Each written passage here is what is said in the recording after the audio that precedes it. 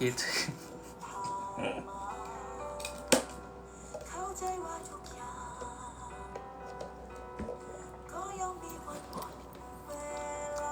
ทำอะไรอยู่ครับวันนี้ครับอ่านหนังสืออยู่สิครับ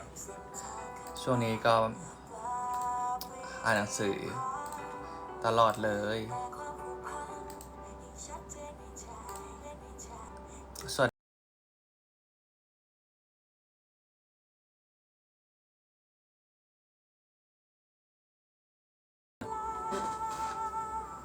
ไฮโอ้ขอบคุณกุหลาบด้วยนะครับ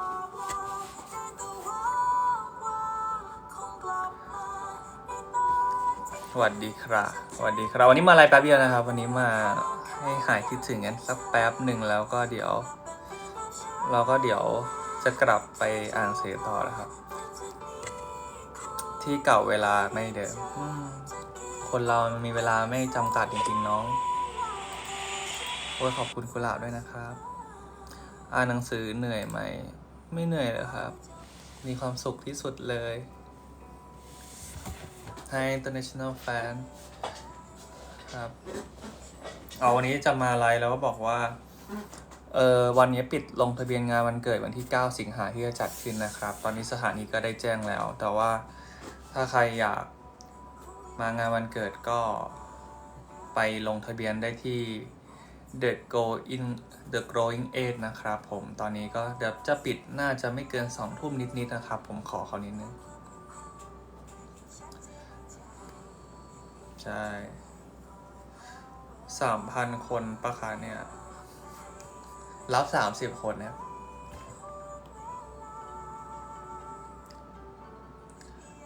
เธอเรามีคำถามเรื่องลำดับที่นั่งอันนี้ไม่รู้เลยครับอันนี้ยังไม่รู้เลยครับตอนนี้ผมกำลังจะอ้วกกับการอ่านหนังสืออยู่ก็เลยให้แบบทางผู้จัดการแล้วก็ทางแอดมินบ้านครับผู้เล่นไม่ถึงเกิน30 คนแต่ว่าวันนี้นะครับใครที่ยังไม่ลงทะเบียนก็สามารถไปลงทะเบียนได้ที่อจหรือว่าในลิงก์ The Growing Age นะครับใช่สามารถไปลงได้นะครับปิดตอน2 ทุ่มนะครับทุกคนวันนี้ผมจะมาแค่แป๊บๆนะไม่เกิน 15-20 นาทีแล้วเดี๋ยวผมว่าต้องไปกินข้าวแล้วก็กลับมาอ่านหนังสือต่อสวัสดีครับพี่เหนื่อยไหมครับไม่เหนื่อยเลยครับสบายมาก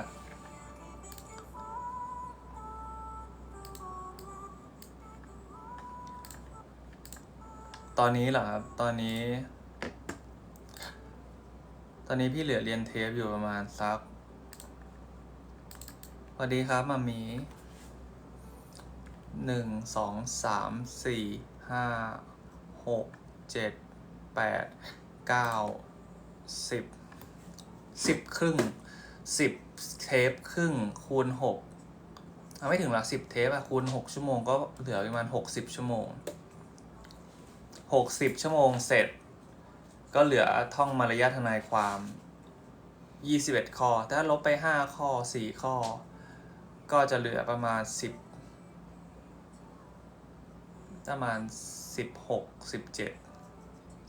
ข้อแล้วหลังจากนั้นก็ต้องมานั่งดูว่าการร่างสัญญาอะไรยังไงมอบอำนาจอะไรยังไงบอกกล่าวทวงถามอะไรยังไงมอบอำนาจช่วงยังไงบอกกล่าวเลิกสัญญาอะไรยังไงบอกกล่าวบังคับจำนองยังไงคำฟ้องแพ่งคำฟ้องอาญาคำขอท้ายฟ้องยังไงนิติกรรมแบบใช้มือเขียนทั้งฉบับนิติกรรมแบบปกติยังไงคำร้องทุกข์ต่อเจ้าพนักงานสอบสวนยังไงหนังสือรับสภาพหนี้ยังไงและประนีประนอมยอมความนอกศาลเขียนอะไรยังไงบัญชีระบุพยานอะไรคำฟ้องคำร้องคำแถลงคำร้องคำขอปิดหมายและส่งหมายข้ามเขตอำนาจศาลอะไรยังไงคำร้องคำแถลงชีวิตปะล่ะแต่ทุกคนไม่ต้องห่วงครับผมสบายดีครับผมอาจจะอ้วกนิดหน่อยช่วงนี้เพราะว่าเหมือนผมอยู่ในห้องสี่เหลี่ยมเนี่ยแล้วผมไม่ค่อยได้ออกไปไหนช่วงนี้ผมก็จะหมกตัวในห้องอะไรเงี้ย แล้วก็นั่งมองท้องฟ้าอยู่ตรงหน้าต่างว่าเมื่อไหร่ถ้าเราจะได้ไปออกกำลังกายนะเราจะได้ไปตีแบดเราจะได้ทำงานเราได้เจอผู้คนนะใช่สวัสดีทุกคนด้วยนะครับขอบคุณมากเลยครับสำหรับกำลังใจที่ให้กันมานะครับ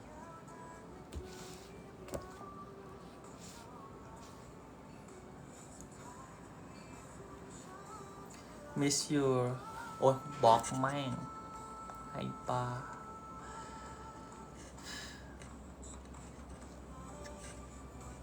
no no no no no พี่เมคอาหาร no no no no ยังไม่ได้กินข้าวเลยครับ อันนี้ผมเพิ่งไปตัดผมมาครับ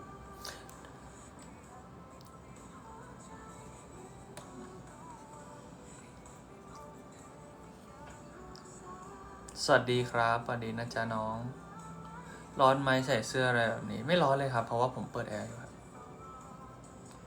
ขอบคุณของขวัญที่ส่งให้กันด้วยนะครับกำลังจะทักเลยหน้าละมุนเลยผมไปตัดผมมาเมื่อกี้นี่เลยครับพอเสร็จแล้วก็มาไลฟ์เพราะว่าวันนี้อยากมาไลฟ์บอกกันว่า ถ้าใครอยากมางานวันเกิดวันที่9 สิงหานี้นะครับตอนนี้ก็ใกล้จะปิดรับลงทะเบียนแล้วนะครับประมาณ2 ทุ่มก็ปิดแล้วก็ไปดูได้ที่เพจ The Growing Age นะครับผมในอจหรือว่าในไหนก็ได้ครับตะวันหายได้อันนี้เดี๋ยวผมก็พักกินข้าวนะ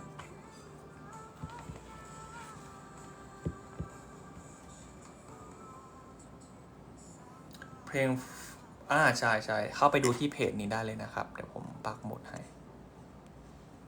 อันนี้นะครับเป็นเพจ forever_fuku นะครับใครอยากเจอก็ไปเจอกันได้นะครับใกล้จะปิดรับลงทะเบียนแล้วเจอกันที่9 สิงหานะครับใช่มีเล่มฟ้าแล้วตอนนี้ผมฝึกเขียนอยู่ครับ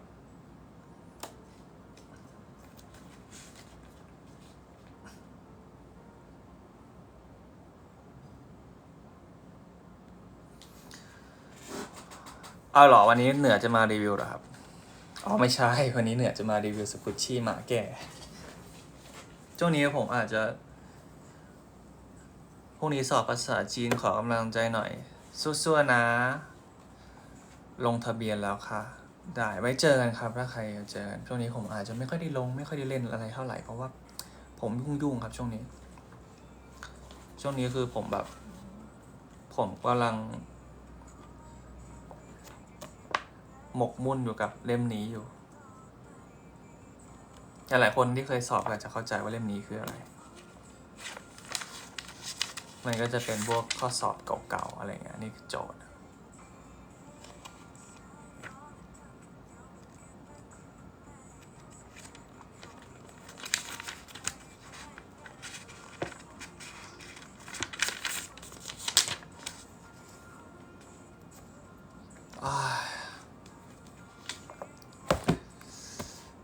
อ้วกเลยเขียนข้อหนึ่งก็ปาไปประมาณ20 กว่านาที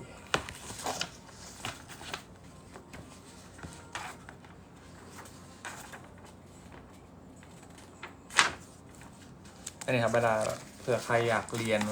อันนี้ก็จะเป็นแบบพวกที่ผมเขียนไว้อันนี้ข้อเดียวนะมีทั้งหมดที่ต้องเขียนมา5 ข้ออันนี้ก็จะเป็นสิ่งที่ผมเขียนไว้ข้อ1ข้อ2อะไรอย่างเงี้ยเห็นปะมันจะเป็นอะไรไม่ยาก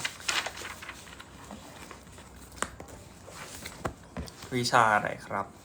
วันนี้ไม่ได้ไปเล่นแบดครับขอลายมือหน่อยสิอันนี้เป็นเกี่ยวกับข้อสอบทนายความครับตัวรุ่น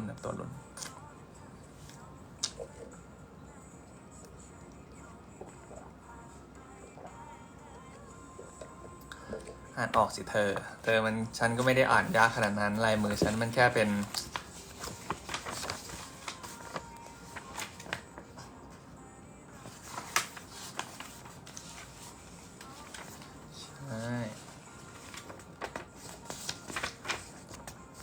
แต่ก็ไม่รู้หรอกนะว่าจะสอบผ่านไหมแต่แค่คิดว่า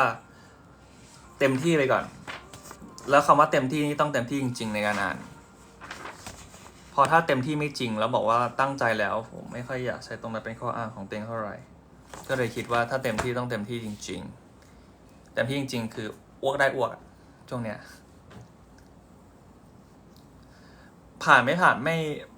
ม่ได้ผลลัพธ์ก็เป็นผลลัพธ์แหละแต่ว่าขอให้มันผ่านแล้วแต่ถ้าไม่ผ่านก็สอบใหม่ได้ใช่แล้วเก็บฟ้องแพ่งถ้าเก็บจริงต้องเก็บพวกคำฟ้องแพ่งฟ้องอาญาคำขอท้ายฟ้องแพ่งคำขอท้ายฟ้องคดีอาญาอะไรอย่างเงี้ยครับแล้วเจอกันมอลามได้ครับสู้ๆเช่นกันครับใช่ถ้าใครจะสอบเหมือนผมหรือว่าใครเรียนอยู่หรือว่าทำงานอยู่ก็สู้ๆนะครับผมเชื่อว่าฟ้าหลังฝนย่อมสวยงามเสมอมันจะมีสายรุ้งขึ้นแต่ขึ้นเมื่อไหร่ไม่รู้ปีไหนแล้วเรียนจบแล้วครับแต่นี่คือสอบตัวทนายครับเต้นให้ใจตอนนี้พอจำแพทเทิร์นได้เกือบหมดแล้วเหลือแค่เอามาสิ่งที่โจทย์กำหนดให้มาใส่ไว้ในข้อสอบ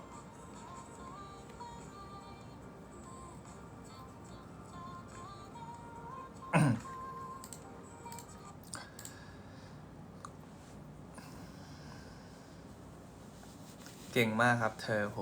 เธอเกินไปเอาซะหน่อยวะเผื่อใครอยากจะจำเวลาเขียนสัญญาอะไรก็จำหลักไว้หน่อยสัญญานี้สัญญาเกี่ยวกับอะไรสถานที่ทำอะไรวันที่ทำคือวันที่เท่าไหร่แล้วก็วรรคแรกเขียนต่อเลยว่าสัญญาฉบับนี้ทำขึ้นระหว่างใครบวกชื่อภูมิลำเนาแล้วก็ตามสัญญาฉบับนี้ต่อไปให้เรียกว่าผู้กู้อีกฝ่ายหนึ่งทำกับอีกคนนึงชื่อภูมิลำเนาตามสัญญาฉบับนี้ต่อไปเรียกว่าผู้ให้กู้อีกฝ่ายหนึ่งทั้งสองฝ่ายตกลงทำสัญญาโดยมีเนื้อหาดังต่อไปนี้วรรคสองวรรคสามก็เขียนต่อเลย1ถ้าเป็นเรื่องของสัญญาเงินกู้ผู้กู้ตกลงให้กู้ผู้ให้กู้ตกลงกู้จำนวนเงินเท่าไหร่วันที่เท่าไหร่ที่ทำนิติกรรมกันได้รับเงินวันที่เท่าไหร่เงื่อนไขอัตราดอกเบี้ยหากผิดนัดชำระหนี้อะไรยังไง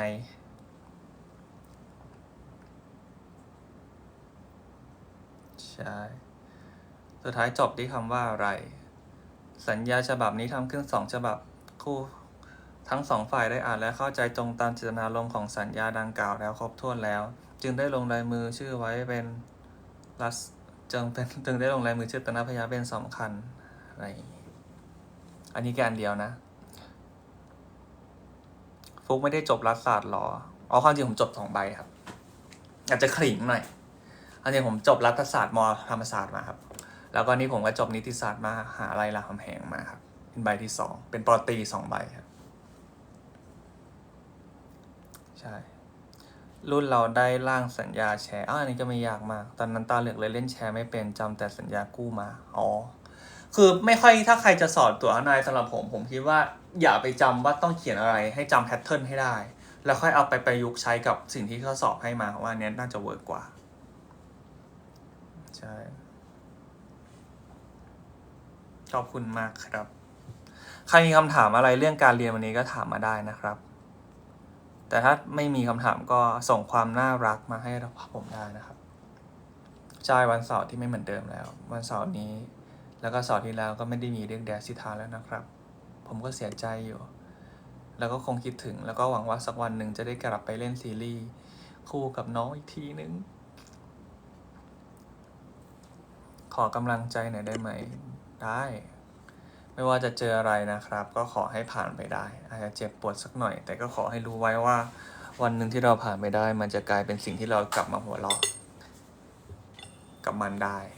เมื่อวันที่เราพูดถึงมันอีกครั้งหนึ่งสู้ๆนะจ๊ะทุกๆเรื่องแต่แบตจะหมดเลยประเด็นกลัวถามแล้วไม่ตรงคำตอบของเธอถามมาได้แต่ผมคิดในใจนะว่าวันหนึ่งเนี่ยถ้าผมทำอะไรอย่างสำเร็จแล้วเนี่ยผมจะไปเรียนปอโทสักใบหนึ่งเกี่ยวกับนิติศาสตร์แต่ขอคิดดูก่อนว่าจะเป็นกฎหมายประเภทไหนที่ผมคิดไว้นะเรียนอยู่ค่ะเรียนรู้ที่จะรักพี่ไม่ต้องเรียนรู้หรอกครับคำว่ารักพูดเบาๆก็รัก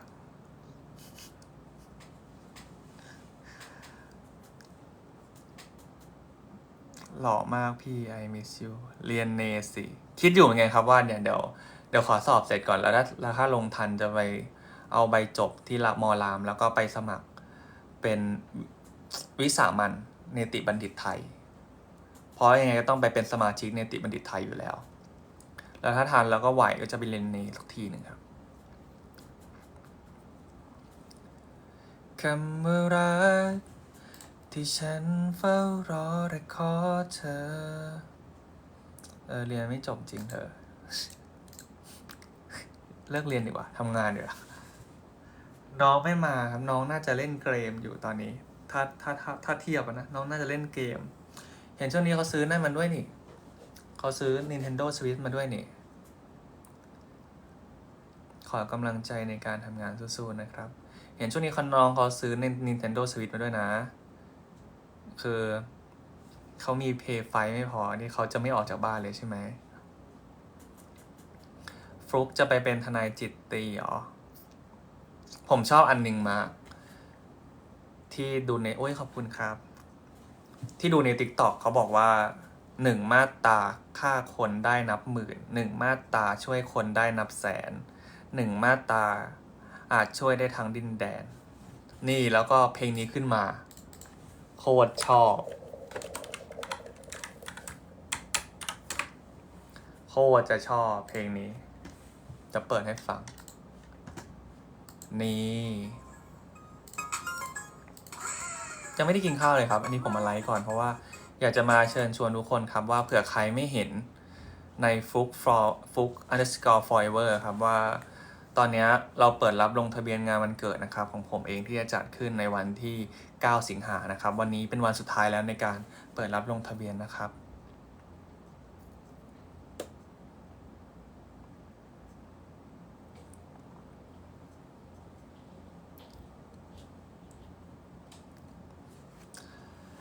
เปิดถึง2 ทุ่มนะคะใช่ครับ forever ฟุกภูครับหมดเขต2 ทุ่มนะครับวันนี้นะครับไปสมัครกันได้ลงชื่อกันได้ที่ forever ฟุกภูนะครับแล้วก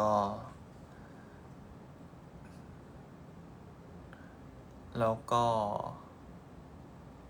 ปิด2 ทุ่มวันที่9 สิงหานะครับส่วนสถานที่น่าจะมีแจ้งบอกไว้แล้วคิดถึงพ่อเลี้ยงขอบคุณมากครับอยู่ไกลไปไม่ได้ค่ะไม่เป็นไรครับนี่เพลงนี้ที่ผมไปดูมาหลังจากดูทนายปีศาจมาแล้ว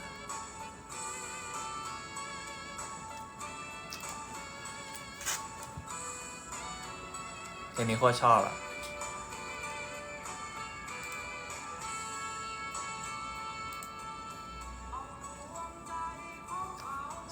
ดวงใจของเราเขาจะรู้ว่าเราคิดกับเขาอย่างไรเพลงของพี่แอดคาราบาวไงเธอไม่เคยฟังเหรอเนี่ยดังมากช่วงนี้เขากลับมาดังมาก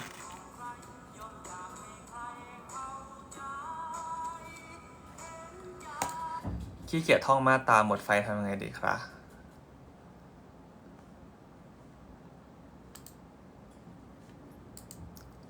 มันมีอยู่2 ทางเลือกสิเธอถ้าขี้เกียจท่องอันแรกคือเลิกเรียนไปละการที่2คือก็แค่ต้องท่องต่อไปบ่นได้แต่ต้องท่องต่อไปต้องท่องต่อไปมี2 อย่างเลยชีวิตเราผมไม่สามารถมีแบบบทสรุปได้ว่าต้องทำยังไงสิ่งที่ทำได้เวลาทำอะไรไม่ได้ก็คือสมมติท่องมาตราไม่ได้สิ่งที่ทำให้ได้ก็คือว่าปุ๊บมันก็ท่องไปงั้นแหละมี2-3 หน้ามันก็ท่องมาให้หมดอะวันนี้จะจำไม่ได้พรุ่งนี้ก็จำได้ถ้าพรุ่งนี้จำไม่ได้ก็วันรุ่งขึ้นก็จำได้วันรุ่งขึ้นจำไม่ได้เดี๋ยวก็จำได้อย่างเงี้ยสักวันหนึ่งแต่การท่องดีกว่าการนั่งเล่นอะไรเฉยๆแล้วเราก็รู้หน้าที่ว่าเราต้องท่องมันแต่เราไม่ท่องมันอันนี้อาจจะไม่ค่อยเวิร์กเท่าไหร่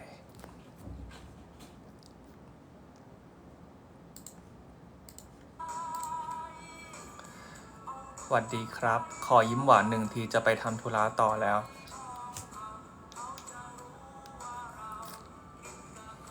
อยากไปวันเกิดพ่อเลี้ยงค่ะแต่จะตื่นไหวไหมคืน8เป็นวันเกิดตัวเองอ๋อว่ะ งั้นก็กินดื่มน้อยๆได้ไหมครับ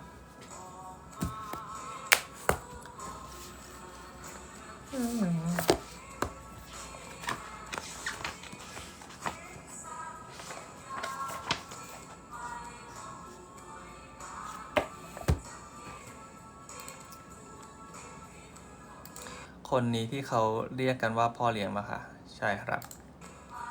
แต่ว่าจบแล้วนะครับซีรีส์แต่ว่าดูย้อนหลังในที่อัพไอชีนะครับ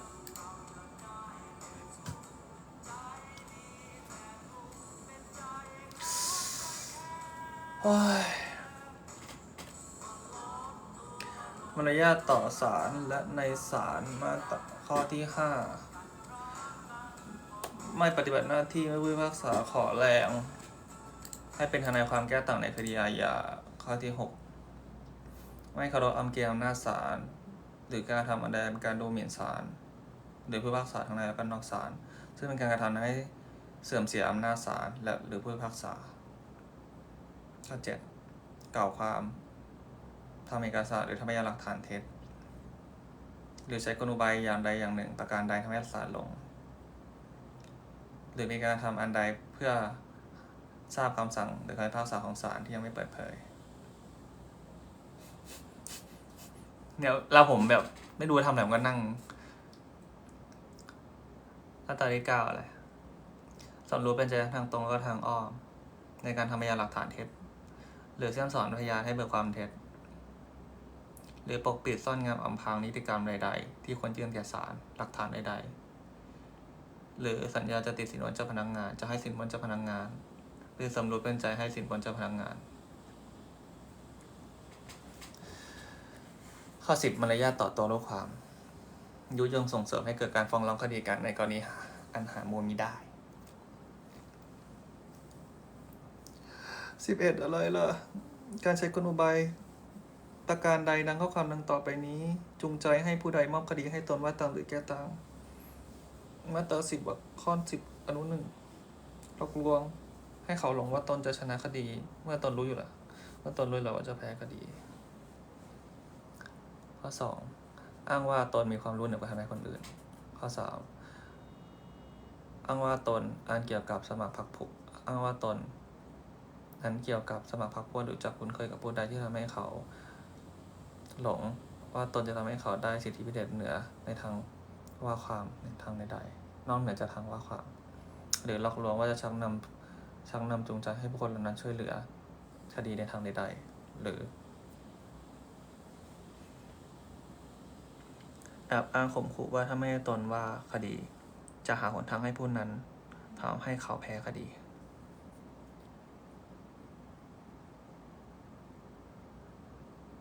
เมื่อกี้ผมท่องไอ้นั่นอยู่ครับผมท่องมันญาติทนายความอยู่ข้อ 11 เปิดเผยความลับของลูกความที่ได้รู้ในหน้าที่โดยที่ไม่ได้รับความยินยอมจากลูกความหรือโดยเว้นแต่ได้รับความยินยอมจากลูกความหรือโดยอำนาจศาล 12 การทำดังกล่าวข้อการกระทำอย่างหนึ่งใดดังต่อไปนี้อันอาจทำให้เสียประโยชน์แก่ลูกความ 1. จงใจทอดทิ้งคดีหรือจงใจละเว้นจงใจขัดนัดพิจารณาหรือทอดทิ้งคดีอันที่ 2 จงใจละเว้นหน้าที่ที่ควรกระทำ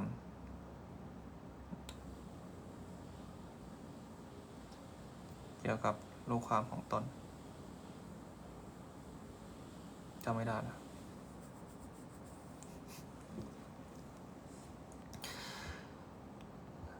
เห็นปะล่ะอันนี้คือไฟเลยทุกคนใครที่กำลังท้ออยู่ดูผมแวะมาทักทายสวัสดีครับดูผมไว้อย่าไปเครียดชีวิตมากขนาดนั้นคือคนเราอะเข้าใจใช่ไหม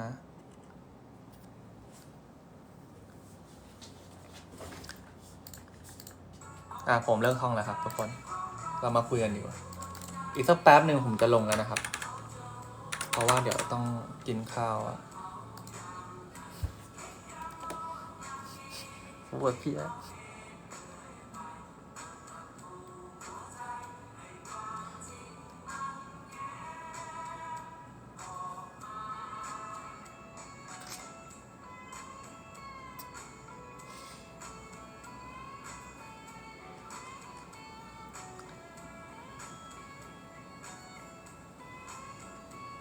อีก5 นาทีปิดฟอร์มลงทะเบียนวันเกิดแล้วนะครับ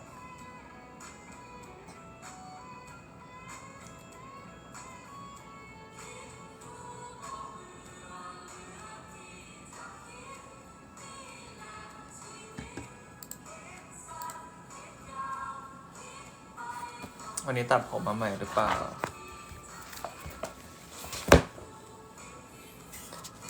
โอ้ยสวัสดีครับ ท่านรัฐมนตรีว่าการกระทรวง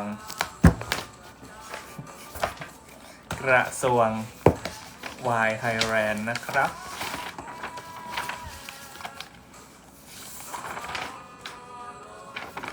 นี่เมื่อวานนั่งอุ้ยขอบคุณครับ เมื่อวานนั่งเขียนตอนตี 3กว่าเกือบตี 4อะผมแม่งเจ๋งว่ะ แต่ก็ผิดอยู่นะบางอัน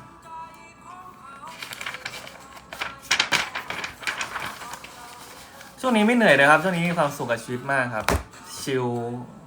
ทุกอย่างยังปกติดี ยังเหลือฟังเทปอีกแค่ประมาณ60 เทป ยังท่องมันยากทนายความครบ21 ข้อไม่ได้ ยังต้องฟังมัน60 ชั่วโมง10 เทปละ6 ชั่วโมง ยังต้องเขียนคำฟ้องคำร้องคำขอคำแถลงหนังสือบอกกล่าวมอบอำนาจหนังสือรับสภาพสภาพหนี้วินัยวินัยกรรมบัญชีพยาน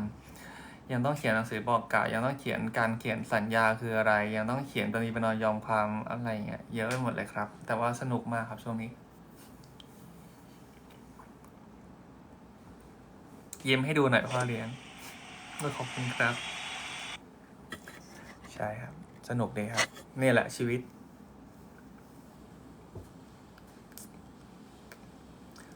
อันนี้ปกติผมไม่ค่อยจะมีเสื้อสีขาวๆอะไรนะอันนี้แฟนคลับซื้อมาให้ก็เลยแบบงั้นใส่หน่อยเธอสนุกจริงไหมจริงครับแล้วหนูที่เรียนนิติปี 3นี่พี่จะบอกอะไรอย่างหนึ่งนะพอหนูเรียนจบนิติศาสตร์ปี 4แล้วเนี่ยชีวิตหนูจะมีอะไรให้ทำอีกเยอะโดยเฉพาะความเครียดเพราะหนูต้องเลือกแล้วว่าหนูจะไปสอบตั๋วทนายเพื่อสามารถได้รับใบอนุญาตว่าความทนายได้ไหมชั้นศาลหรือหนูจะไปเรียนเนติบัณฑิตต่อเพื่อวันหนึ่งจะได้ไปลงผู้พิพากษาหรืออัยการในการสอบได้ซึ่งพอเรียนเนติบัณฑิตเสร็จแล้วหนูต้องไปฝึกงานทนายความเพื่อเก็บคดีแล้วก็ฝึกงานมา2 ปีแล้วถึงจะมีสิทธิสอบได้และต้องมีอายุมา25 ปีบริบูรณ์ดังนั้นชีวิตยังอีกยาวไกลลูกสู้ๆนะฝันให้ไกลไปให้ถึงท้อแค่ไหนอย่าลืมยังต้องกำความฝันของเต็งไว้เชื่อพี่เชื่อพี่การเรียนนิติเป็นสิ่งที่สนุกไม่ทำให้คนบ้าแต่ทำให้คนบ้องนี่เลยดูพี่เป็นตัวอย่างอีก2 นาทีนะครับลิงก์การลงทะเบียนก็จะปิดแล้วนะครับ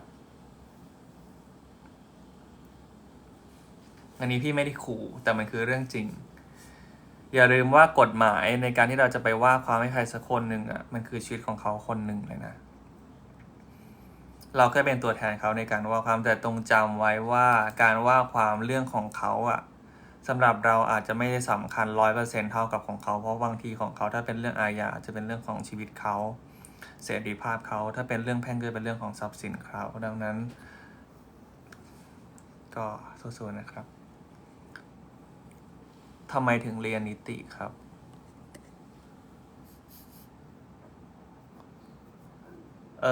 เอาจริงผมว่างช่วงนึงไม่ใช่หรอกผมก็ได้แค่ลงเรียนดูแค่นั้นเลยครับผมไม่มีอะไร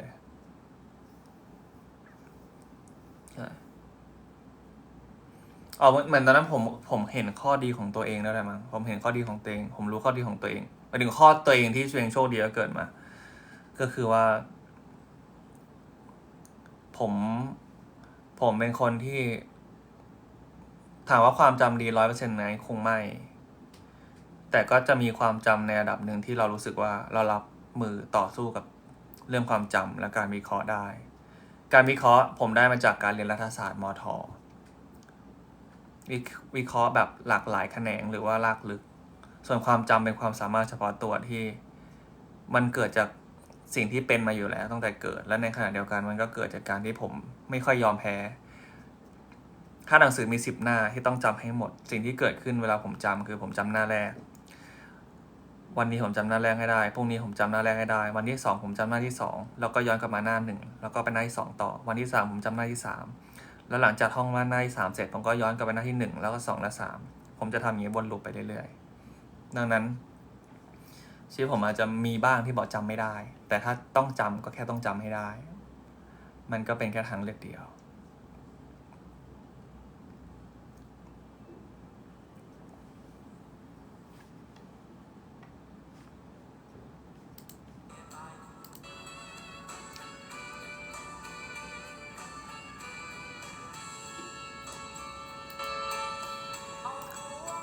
ใช่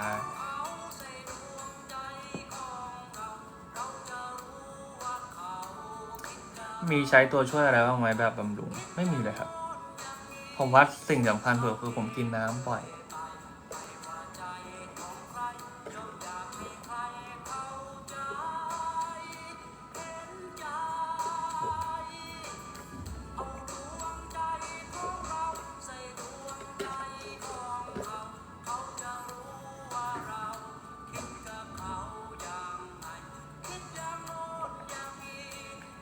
ขอกำลังใจสอบครูผู้ช่วยนะโอเคขอให้สอบได้นะครับลองอ่านให้เต็มที่ดูก่อนอาจจะนอนน้อยลงนอนดึกขึ้นหน้าโทรมขึ้นแต่มันก็แลกมากับอะไรบางอย่างแล้วกันแต่มันไม่ได้การันตีว่าเราสอบติดนะแต่ว่าแลกหน่อยชอบเพลงนี้มากใช่คือเธอกินน้ำชั่วโมงละ3 อึกเหรอพ่อเลี้ยงหล่อมาวันนี้ผมเพิ่งไปตัดผมมาครับอันนี้ชื่อเพลงแง้มใจนะครับ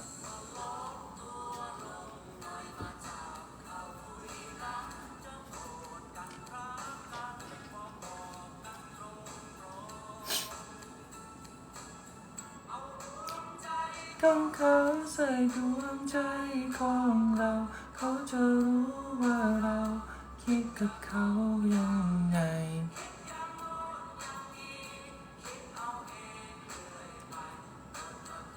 หัวใจ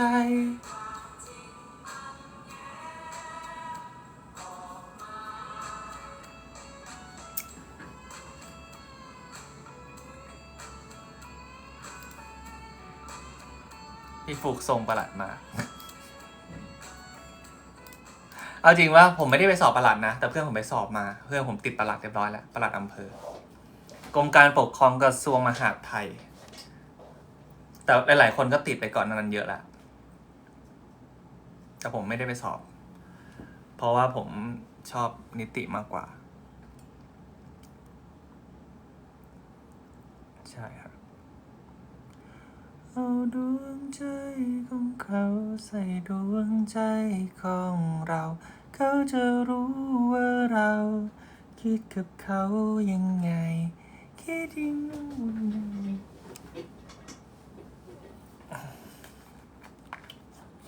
น้องฟุกแบ่งปันเพลย์ลิสต์ให้แฟนคลับบ้างได้ไหมพี่อยากฟังเพลย์ลิสต์เพลงเหรอครับคือเพลย์ลิสต์ผมไม่มีเลยอะเวลาผมชอบใช่ไหมผมจะรู้สึกว่าแค่รู้สึกว่าชอบมันแค่นั้นเองอะก็เลยแบบไม่ได้มีเพลย์ลิสต์อะไรเลยหมายถึงว่ามันชอบขึ้นใน TikTok นะแล้วแบบผมชอบผมก็เลยแบบแจ้งความร้องทุกข์กล่าวโทษถอนคำทุกข์กล่าวโทษปฏิญาณแพ่งเกี่ยวกับปฏิญาณแพ่งเกี่ยวกับต่อจากความเกี่ยวหรือเป็นโจทย์จำเลยในการต่อสู้ทั้งปวงใช่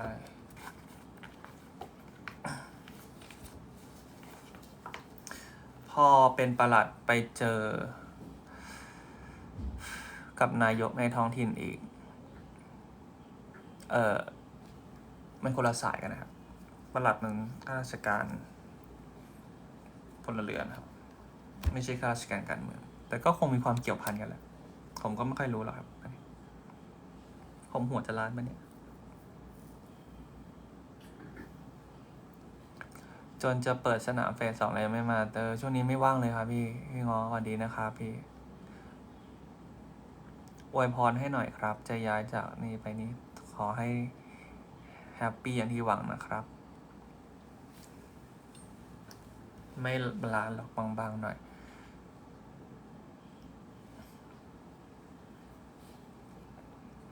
พี่ครับบอกวิธีจำข้อที่คล้ายๆกันหน่อย ยักยอกทรัพย์กับช่อโกง คือช่อโกงผมจำมาตราไม่ได้แล้วอะมันมีหลายอันผู้ใด คือถ้าเป็นช่อโกงก็คือหลอกลวงเอาทรัพย์สินหรือปกปิดข้อเท็จจริงอะไรบางอย่างจากบุคคลอื่นหรือว่าบุคคลที่สามเนี่ยจะใช้กลอุบายอะไรบางอย่าง หลอกลวงเขาให้ได้ทรัพย์สินอะไรบางอย่างมาจาก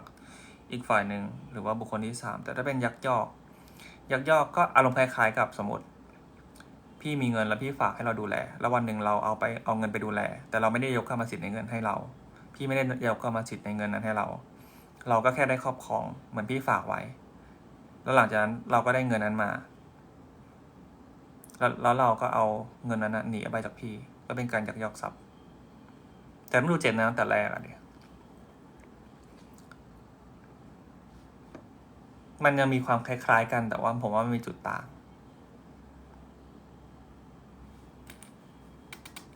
ยักยอกช่อโกงบิ่งราวทรัพย์ลักทรัพย์อะไรเงี้ยลองหาดูในเน็ตก็ได้น้องไม่ยากมาก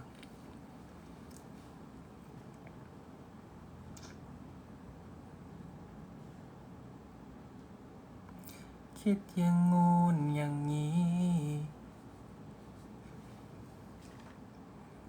อ่านอะไรหรอครับพ่อเลี้ยงเดี๋ยวผมต้องลงนั้นดีกว่าใช่ไหมผมจะนั่นก่อนที่ผมจะลงสอบตรวจใช่ไหมครับใช่ก่อนที่ผมจะลงผมจะมาทวนให้เป็นประโยชน์แก่ตัวผมแล้วก็หลายๆคนแล้วกันนะครับว่าที่ผมท่องถ้าถูกผิดยังไงก็สามารถแย้งกันมาได้เลยนะครับก็เราจะมาท่องในส่วนของคดีแพ่งแล้วก็คดีอาญาก่อนนะครับคดีแพ่งเนี่ยถ้าบุคคลที่ยังไม่บรรลุนิติภาวะหรือว่าเป็นผู้เยาว์อายุคือยังไม่อายุ20 ปีบริบูรณ์เนี่ยต้องมีผู้แทนโดยชอบธรรมอยู่ในการครอบครองในการควบคุมแล้วก็ใช้อำนาจปกครองเขาเรียกว่าผู้แทนโดยชอบธรรมก็คือพ่อแม่หรือว่าผู้รับบุตรบุญธรรมก็ได้หรือว่าจะเป็นบุคคลวิกลจริตที่ศาลสั่งว่าเป็นบุคคลไร้ความสามารถอันนี้ก็เหมือนกันต้องอยู่ในความดูแลของผู้พิทักษ์แต่ถามว่าบุคคลเสมือนไร้ความสามารถที่ศาลสั่งมานั้นจะสามารถทำนิติกรรมอะไรเองได้ไหมทำได้แต่ต้องได้รับความยินยอมเป็นหนังสือจากผู้อนุบาลก่อนหรือผู้อนุบาลวะอะไรความสามารถ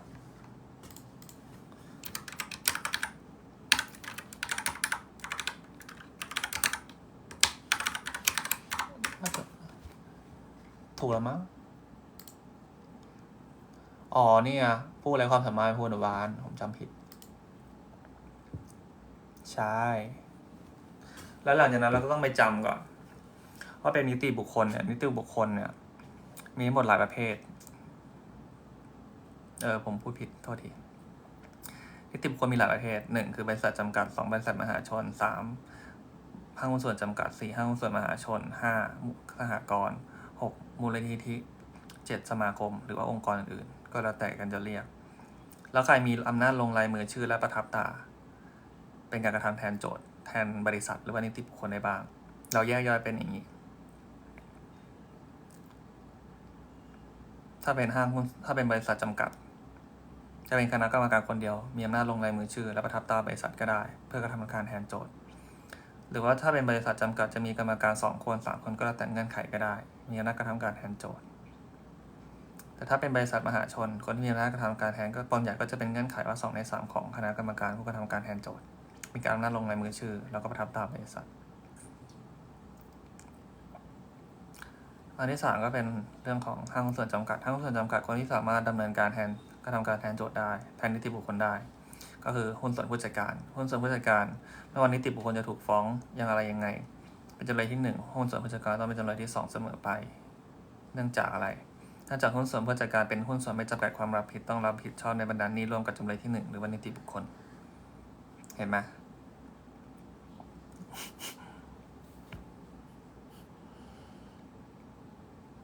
แล้วก็ห้างหุ้นส่วนสามัญคณะกรรมการหุ้นส่วนทุกคนต้องร่วมรับผิดในบรรดานี้ที่เกิดขึ้นกับนิติบุคคล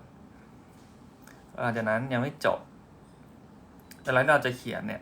ในเรื่องของสถานะบรรยายสถานะโจทย์หรือว่าจำเลยเนี่ยเราต้องมานั่งดูกันอีกไม่เรายังพูดก่อนเรื่องของความรับผิดใครรับผิดบ้างถ้าเป็นเรื่องของบริษัทจำกัดเนี่ยคณะกรรมการไม่ต้องรับผิดถ้าได้ปฏิบัติตามหน้าที่หรือว่าไม่ได้เป็นผู้เซ็นเช็คค้ำประกันหรือว่าวางประกันหรือว่าเอารายชื่อตัวเองไปประกันอะไรหรือว่าจัดการงานที่ไม่ได้เกี่ยวข้องกับหน้าที่ของตนอันนี้ไม่ต้องรับผิดแต่ถ้ากระทำตามหน้าที่ของตนแล้วอันนี้ไม่ต้องรับผิดแต่ถ้ากระทำนอกเหนือจากที่กระทำที่ได้มีอำนาจไว้จะต้องรับผิดเป็นจำเลยที่2รวมกับนิติบุคคลบริษัทมหาชนก็คล้ายๆกันห้างหุ้นส่วนจำกัดก็อย่างที่บอกไปหุ้นส่วนผู้จัดการห้างหุ้นส่วนสามัญทุกคนรับผิดร่วมกัน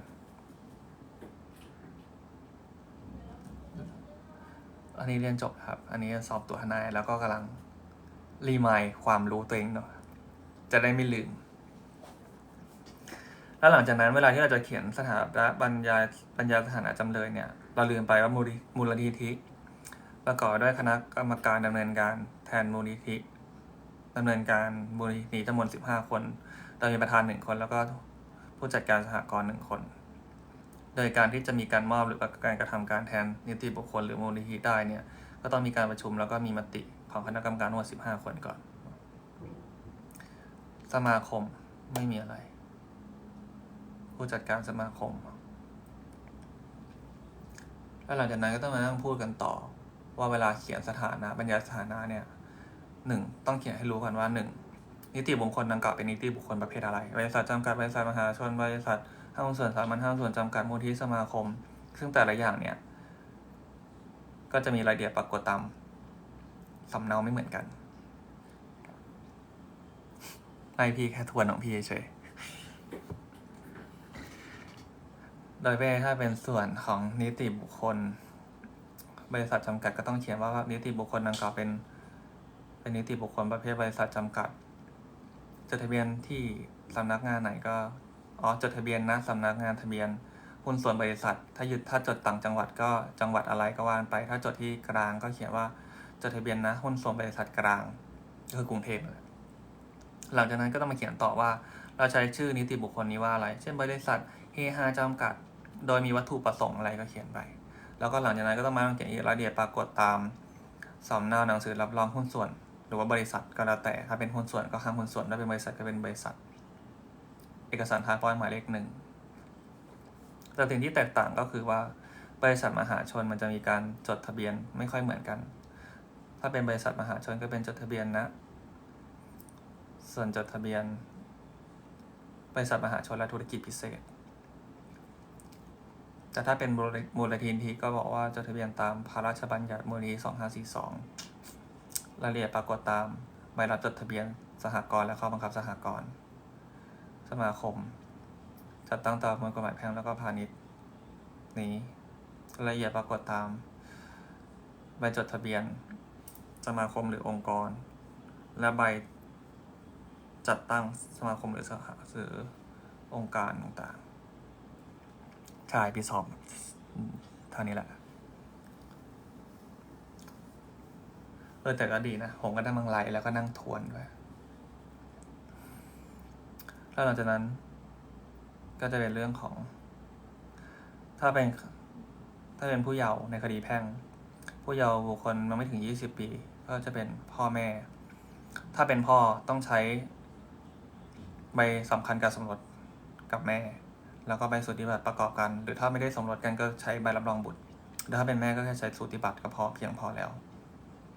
ในคดีแพ่งถ้าเป็นคดีแพ่งเช่นกันแต่ว่าเป็นบุคคลไร้ความสามารถก็อย่างที่บอกเป็นผู้อนุบาลแต่ก็ต้องแนบรายละเอียดปรากฏตามสำเนาคำสั่งศาลที่แต่งตั้งให้เป็นผู้อนุบาลของผู้ไร้ความสามารถด้วย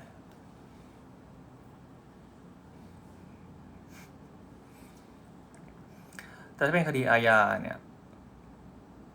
ผู้อำนาจจัดการแทนได้ไม่มีอยู่หลายกรณีถ้าเป็นผู้เยาว์ก็จะเป็นอะไรพ่อแม่ที่บอกไปบิดามารดาจดทะเบียนรับรองบุตรสมรสกันบวกใบสูติบัตรหรือว่าเป็นผู้รับบุตรบุญทันก็สามารถมีอำนาจจัดการแทนผู้เยาว์ได้ แต่ถ้าเป็นกรณีที่ผู้เสียหายถึงแก่ความตายหรือว่าบาดเจ็บจนไม่สามารถจัดการเองได้ในคดีอาญาเขาจะไม่ได้ยึดหลักเกี่ยวกับการจดทะเบียนรับรองบุตรหรือว่าสมรสละเขายึดตัดหลักตามสายโลหิตผู้สืบสันดานตามสายโลหิตบุปการีตามสายโลหิตผู้รับบุตรบุญธรรมไม่ได้สามีภรรยาได้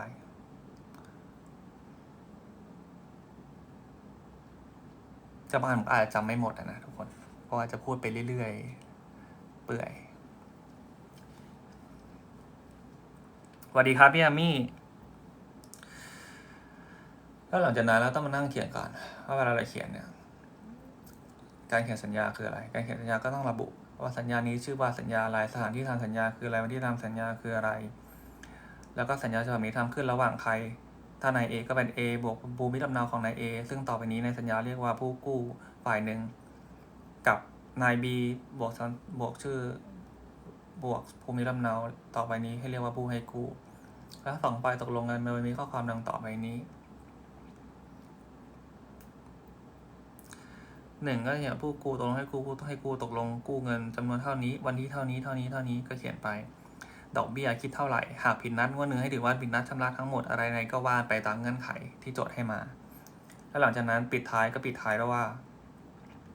สัญญาฉบับนี้ได้ทำขึ้น2 ฉบับโดยมีข้อความถูกต้องตรงกันทั้ง2 ฝ่ายได้อ่านและเข้าใจตรงตามเจตนารมณ์ของสัญญานี้แล้วจึงลงลายมือชื่อเป็นสำคัญต่อหน้าพยานแล้วก็บรรทัดต่อมาก็เขียนต่อว่าลงชื่อลายเซ็นผู้ให้กู้แล้วก็วงเล็บเพื่อให้เขียนชื่อจริงตัวอักษรจริงวงเล็บผู้ให้กู้ลงชื่อพยานอันนี้คือเบสิกของการทำสัญญาแล้วก็จะเป็นหนังสือบอกกล่าวทวงถามหนังสือบอกกล่าวทวงถามเหมือนกันก็ไม่ต้องจั่วหัวว่าเป็นหนังสือบอกกล่าวทวงถามให้เขียนเลยว่าสถานที่ทำสัญญาคืออะไรวันที่ทำสัญญาคืออะไรเรื่องเรียนอะไรเช่นบอกกล่าวทวงถามให้ชำระหนี้บอกกล่าวบังคับจำนองบอกกล่าวเลิกสัญญาแล้วแต่เราจะเขียนเรียนใครก็คือเรียนคนที่เราส่งจดหมายให้แหละเช่นเรียนนาย A เรียนนาย B เรียนนาย C แต่ถ้าเขาเป็นนาย A คือผู้กู้นาย B คือผู้กู้ก็ให้เขียนไปเรียนนาย A ผู้กู้เรียนนาย B ผู้กู้แล้วก็เรียนนาย C ผู้จำนองหลังจากนั้นก็ให้เขียนต่อว่าวรรคแรกให้เขียนก่อนเรื่องนิติสัมพันธ์ว่าเมื่อวันที่เท่านี้นาย A นาย B แล้วก็นาย A นาย B ได้ทำสัญญาเงินกู้กับนาย F ปึ๊บจะผ่อนชำระเท่าไหร่อะไรยังไงหลังจากที่ได้เงินกันเสร็จแล้วได้ทำสัญญากันเสร็จแล้วก็มีนาย C เป็นผู้จำนองทำสัญญาจำนองโฉนดที่ดินเลขที่นี่เป็นหลักประกันในวงเงินจำนองจำนวน1 ล้านบาทลงไปแล้วหลังจากนั้นวรรค2ก็เป็นของการโต้แย้งสิทธิ์หลังจากนั้นนาย A แล้วก็นาย B มันไม่ยอมชำระหนี้หลังจากนั้นก็เลยเราก็เลยขอบอกเลิกสัญญาแล้วหลังจากนั้นบอกให้ชำระหนี้อะไรอย่างเงี้ยไม่ยอมชำระหนี้อะไรอย่างเงี้ยมันคือเรื่องของการโต้แย้งสิทธิ์หลังจากนั้นก็เขียนบรรทัดสุดท้ายว่าข้าพเจ้านายฟุกทนายความโจทก์จึงขอบอกกล่าวจึงส่งหนังสือบอกเลิกสัญญาและบอกกล่าวบังคับจำนองจึงส่งหนังสือบอกกล่าวมาให้ท่านมันต้องเขียนว่าข้าพเจ้าทนายความโจทก์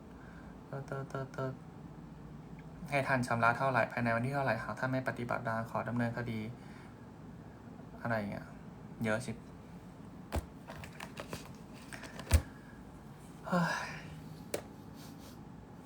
กินข้าวดีกว่าทุกคนผมไม่ท่องแล้ว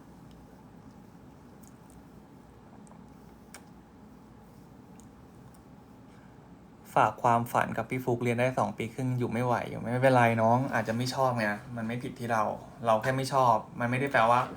คนเรียนกฎหมายเก่งทุกคนไม่เชี่ยวมันเรื่องของความถนัดของแต่ละคน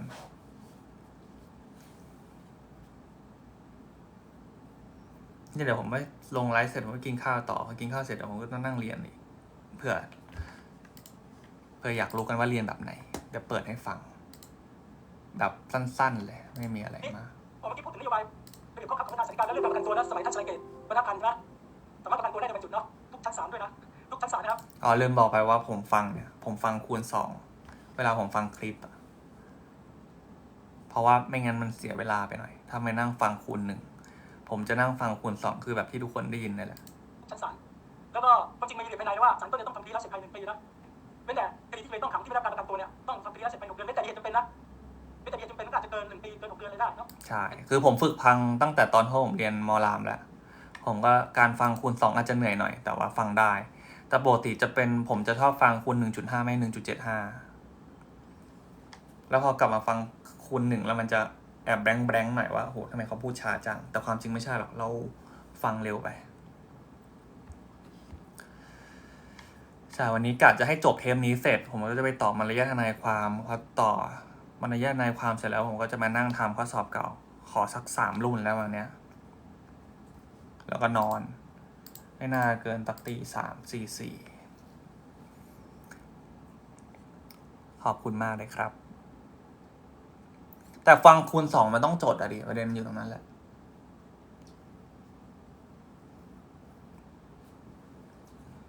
ทุกคนเนี่ยเดี๋ยวผมจะลงแล้วนะครับ เพราะว่าเดี๋ยวนี่มัน20:30แล้ว ก็ไว้เดี๋ยวไว้เจอกันใหม่นะครับ ก็ไว้เจอกันงานวันเกิดนะครับ แล้วก็พรุ่งนี้เดี๋ยวน่าจะมีประกาศรายชื่อปะครับผมไม่แน่ใจ ก็อาจจะมีค่าใช้จ่ายเล็กน้อยนะครับ ทุกคน อันนี้อาจจะแจ้งล่วงหน้าไว้ก่อนนะ ซึ่งค่าใช้จ่ายมันครอบคลุมอะไรอย่างเงี้ยครับ ก็วันนี้ขอบคุณทุกคนมากครับที่มาอยู่ฟังผมให้กำลังใจผมแล้วก็ ฟังผมบ่นอะไรก็ไม่รู้ ก็เดี๋ยวไว้เจอกันใหม่นะครับ วันนี้ขอให้ฝันดีราตรีสวัสดิ์ขอบคุณที่มาคอมเมนต์ให้กำลังใจแล้วก็ของขวัญทุกชิ้นด้วยนะครับ ขอบคุณเพื่อนๆพี่ๆน้องๆมัมมี่ทุกๆคนด้วยนะครับโอ้ยขอบคุณมากครับ ขอบคุณไอรอนแมนด้วยนะครับ จุดพลังขอบคุณมากเลยนะครับ วันนี้ก็หาข้าวหาปลากินด้วยนะครับ หาน้ำหาท่ากินด้วยนะครับ แล้วก็นอนเผื่อผมด้วยนะครับหลายๆเวลาที่หลายๆคนอาจจะตื่นผมอาจจะเพิ่งนอน เราก็ลุยไปด้วยกันครับ แล้วเดี๋ยวไว้เจอกัน วันที่สักวันหนึ่งบ๊ายบายนะครับ